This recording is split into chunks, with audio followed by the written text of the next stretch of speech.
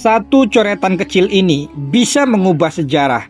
Dengan tanda tangan, seorang raja bisa memulai perang, seorang ilmuwan bisa meresmikan penemuan besar, dan seorang jutawan bisa mengunci kesepakatan triliunan rupiah. Tapi, pernahkah kalian bertanya, siapa orang pertama yang menciptakan tanda tangan? Bagaimana sebuah coretan bisa memiliki kekuatan hukum? Dan apakah di masa depan tanda tangan akan tetap ada atau justru menghilang? Bersiaplah, karena dalam video ini kita akan mengungkap sejarah tanda tangan, dari ukiran kuno di tanah liat hingga revolusi tanda tangan digital yang kini mengguncang dunia. Sekarang kita masuk ke asal-usul tanda tangan. Tanda tangan pertama kali muncul sekitar tahun 3000 sebelum Masehi di peradaban Sumeria dan Mesir kuno. Pada masa itu, tanda tangan berbentuk cap segel atau goresan simbolis pada lempengan tanah liat. Fungsi utamanya adalah sebagai identifikasi dan legitimasi dokumen atau barang. Mereka mulai menggunakan serangkaian gambar dan simbol piktograf untuk menyampaikan makna. Sebuah tablet dari tanah liat Sumeria yang ditemukan memuat tanda dari juru tulis Gar-ama. Diperkirakan berasal dari 3100 sebelum Masehi. Tanda juru tulis itu menjadi contoh definitif paling awal yang menggunakan kata dan simbol untuk menunjukkan sebuah identitas. Seiring berjalannya waktu, praktek tanda tangan berkembang di Yunani dan Romawi kuno. Pada era ini, tanda tangan mulai digunakan dalam bentuk tulisan tangan untuk menyatakan persetujuan terhadap dokumen legal atau perjanjian. Biasanya orang menuliskan nama atau inisial mereka pada dokumen untuk menunjukkan keterlibatan mereka dalam kesepakatan tersebut. Menulis dan bahasa adalah bagian penting dari budaya Yunani dan Romawi. Alfabet Fenisia yang berisi 22 konsonan tanpa huruf vokal telah diadopsi oleh orang Yunani sejak tahun 1200 sebelum Masehi. Namun, 600 tahun kemudian, alfabet Fenisia berevolusi menjadi alfabet Latin yang kita kenal sekarang. Alfabet ini berabad-abad kemudian diadopsi oleh berbagai negara di seluruh dunia. Lantas bagaimana dengan abad pertengahan dan modern awal? Pada abad pertengahan, tanda tangan menjadi lebih terstruktur dan mulai digunakan oleh berbagai kalangan masyarakat, termasuk bangsawan dan pejabat pemerintah. Hal ini menandakan pengakuan terhadap formalitas dan keaslian dokumen-dokumen yang ditandatangani. Seiring dengan berkembangnya zaman, orang Romawi diketahui menggunakan tanda tangan masa pemerintahan Kaisar Valentinian III sekitar tahun 439 Masehi. Pada tahun 1069, tanda tangan dari tokoh terkenal muncul di buku sejarah. Ia adalah seorang bangsawan dan pemimpin militer, yaitu El Cid dari abad pertengahan Spanyol.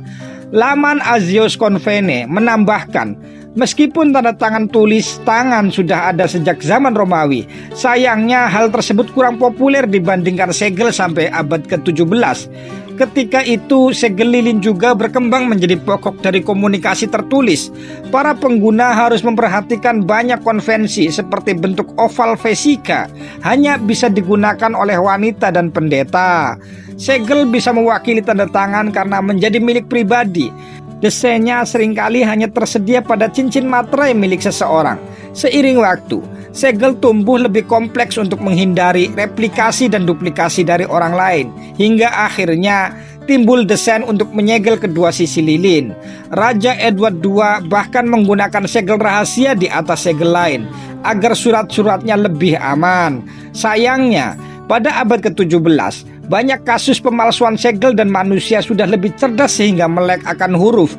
Karena maraknya kasus pemalsuan segel itu, Undang-Undang Negara tentang Penipuan yang disahkan Parlemen Inggris pada tahun 1677.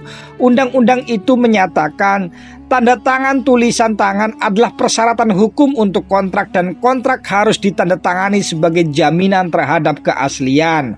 Sejak saat itu, banyak perjanjian yang menampilkan tanda tangan pribadi, termasuk Deklarasi Kemerdekaan Amerika yang ditandatangani John Hancock pada tahun 1776. Dengan demikian, tanda tangan menjadi kontrak yang mengikat dan digunakan secara luas di seluruh dunia. Masuk ke segmen tanda tangan di Jepang. Pada tahun 57 sebelum Masehi, di Jepang mulai digunakan tanda tangan yang disebut dengan Hanko Seal untuk peresmian sebuah dokumen. Hanko adalah stempel khusus yang digunakan untuk menandatangani dokumen resmi dan masih digunakan hingga saat ini. Lantas, bagaimana dengan Indonesia? Kapan tanda tangan mulai diperkenalkan? Di Indonesia, sebuah simbol serupa tanda tangan pertama kali digunakan oleh Raja Airlangga yang merupakan pendiri dan pemimpin kerajaan Kahuripan di Jawa Timur tahun 1019 hingga 1042.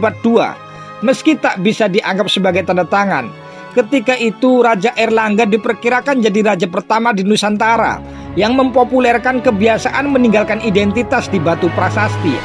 Berabad-abad setelahnya, barulah setelah pemerintah kolonial Hindia Belanda, tanda tangan mulai populer dan banyak digunakan di masyarakat. Ketika itu, tanda tangan diperlukan sebagai syarat untuk melengkapi dokumen administrasi yang diwajibkan oleh pemerintah kolonial Hindia Belanda. Hingga kini, tanda tangan jadi bagian dari salah satu cara memverifikasi identitas seseorang. Era modern dan digital. Memasuki era modern, tanda tangan menjadi elemen penting dalam berbagai transaksi hukum dan bisnis.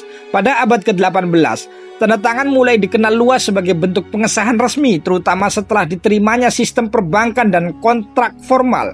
Kini, dengan kemajuan teknologi, tanda tangan digital telah diperkenalkan. Pada tahun 1976, Whitfield Diffie dan Martin Hellman, pakar kriptografi dari Amerika Serikat, memperkenalkan konsep tanda tangan digital yang memungkinkan verifikasi identitas secara elektronik.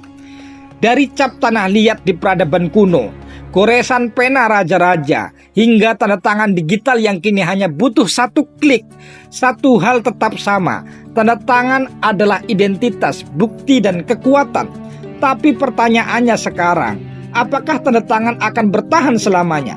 Atau suatu saat teknologi akan menggantikannya dengan sistem yang lebih canggih, sidik jari, pemindaian wajah, atau mungkin suatu saat kita hanya perlu berpikir dan semuanya otomatis terverifikasi. Yang jelas, sejarah selalu bergerak maju dan kita adalah saksi dari perubahan besar itu. Terima kasih sudah menonton. Jangan lupa tinggalkan jejak kalian di kolom komentar. Mohon maaf jika ada kesalahan atau ada sejarah yang tertinggal. Sampai jumpa di lingkar jejak selanjutnya.